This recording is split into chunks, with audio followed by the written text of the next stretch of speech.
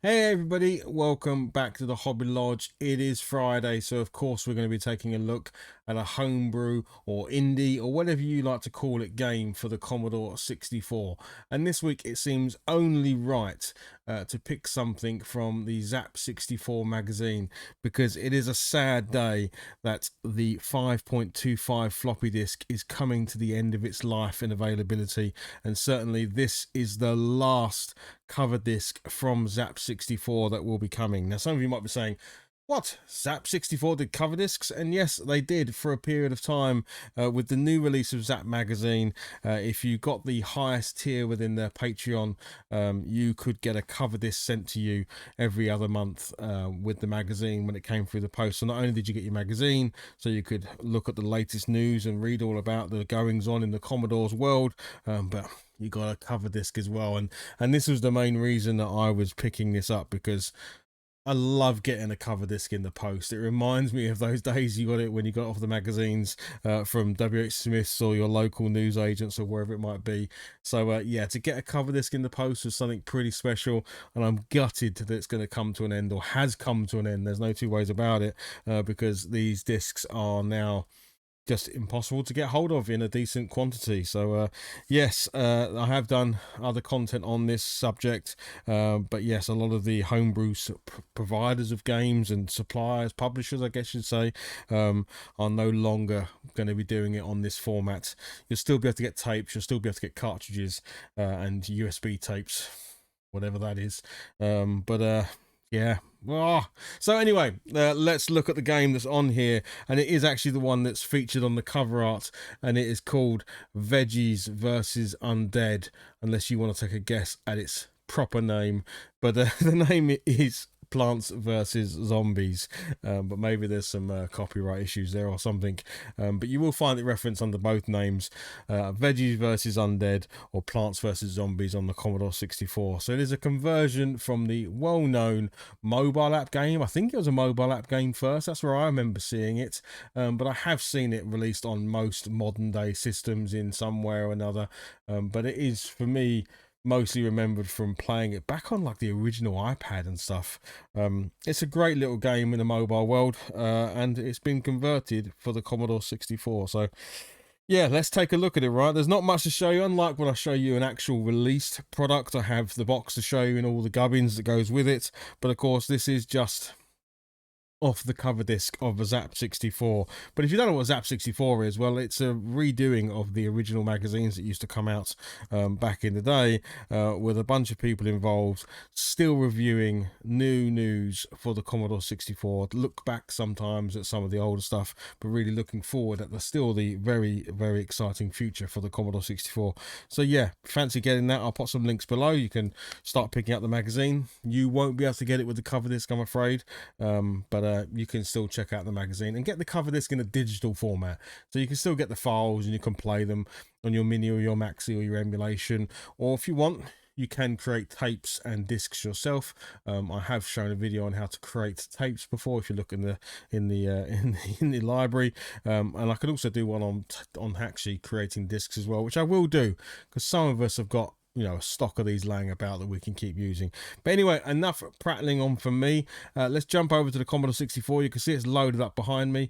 Let's take a look at the game and I'll give you some chat about what it's all about. So yeah, Veggies versus Undead or Plants versus Zombies.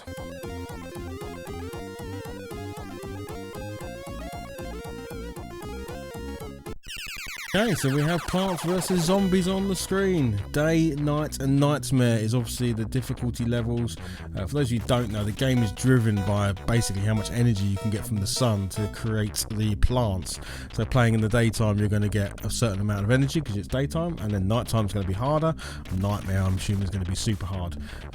Game starts off very simply. You can only play in the green lanes. On this level, you've got a single lane, and as you can see, sun is dropping from the sky, and I need to be able to just place a plant down. Now the sort of toolbar across the top is driven by number keys, so ignore the sunshine, there is no need to select that, but the pea shooter there is number 1 on the keyboard, and then, you know, the more and more plants you get, you're going to go through 2, 3, 4, 5, 6, 7, so on and so forth. But obviously this first level is super easy. It is place down some pea shooters, shoot the zombies. There's nothing difficult here at all. So I will show this for a second, and then I'm going to jump forward a bit so you can see the game in a bit more complexity, because if I just do this piece, you're going to see a very simplistic thing in the game and you won't really think it's any good whatsoever.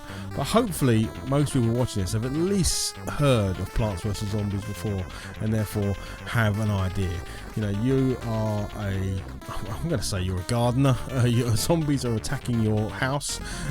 You've lined up a bunch of lawnmowers on the left hand side of the screen there, but before people reach those lawnmowers, you're going to lay out your defences in the form of different plants that have different powers.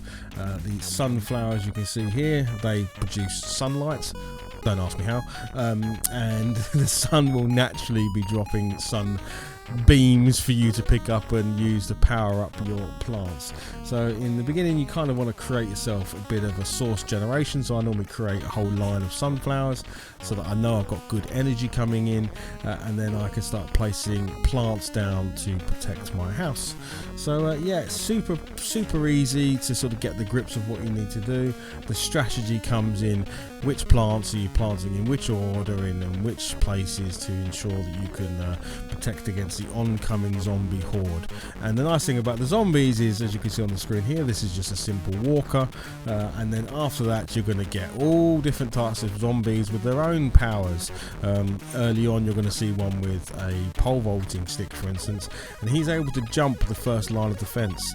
So yeah, that's an interesting one. And then when they reach your plants, they will start chomping on your plants, and when they've chomped away all your plants, they're going to get to your house. Now the first time a zombie reaches your house, the lawnmower is going to activate and it's going to mow that zombie down and everyone in line with it. And then the next time a zombie comes along, there's no final defense and they break into your house, they eat your brains, and that is game over. So yeah, that's a very quick description of the game. So what I'm going to do here is I'm now going to fast forward to a more interesting point of the game. Okay, so here we've got the bigger layout. We now have the entire usable space in the screen. I have a lot more variety in what I can lay. So I have the pea shooter, the sunflowers, the cherry bomb, the potato tombstone block, whatever you want to call it, and the potato mine as well, and also the shovel. And the shovel is super important because the shovel allows you to dig up plants that you may have planted, so you can reuse that location, because obviously you can only plant a single item in one square, as it were. So yeah, it allows you to sort of remold your garden as you see fit. So yeah, I've created a line of sunflowers, so I've got good sun generation at this point, good energy being generated by all those plants. I've got a nice line of defensive pea shooters, and then I'm starting to use the potatoes to create a bit of a barrier so that they get held back. But yeah, so you know, we've got different varieties of zombies coming. So this is where the only sort of, I won't say it's a downside, but just where the game is difficult, because the zombies, as you can see, there is a pole vaulter, a zombie with like a triangle on his head, and then a normal zombie. And it can be quite hard at times to tell which zombies are which.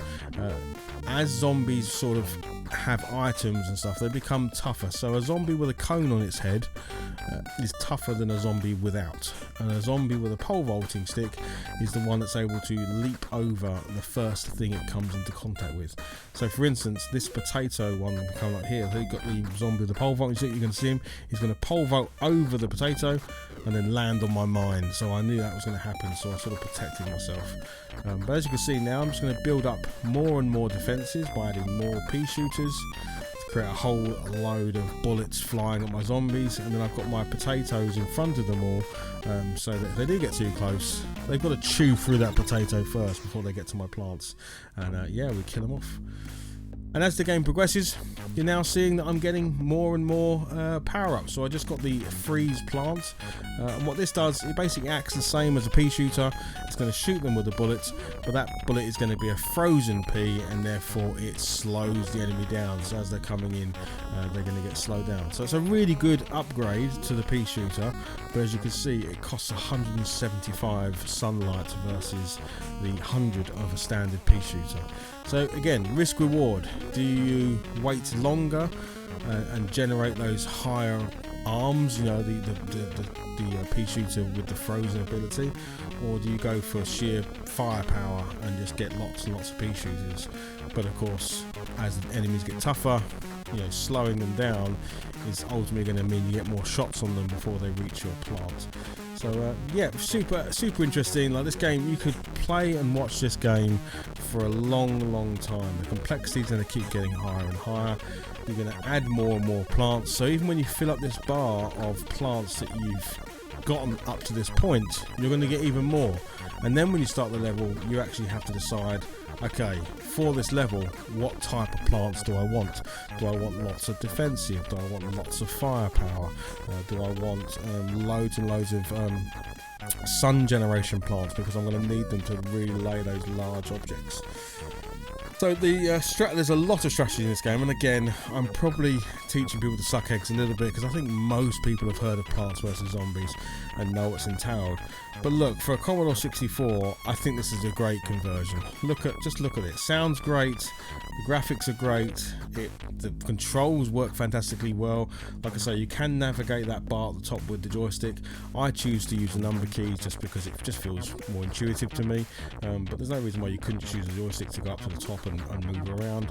And then you're just hitting the fire button to lay your plants, and away you go. So yeah, I'm going to head back now and we can just do a bit of a wrap up. But I think this looks great and it plays great, and I hope you do check it out.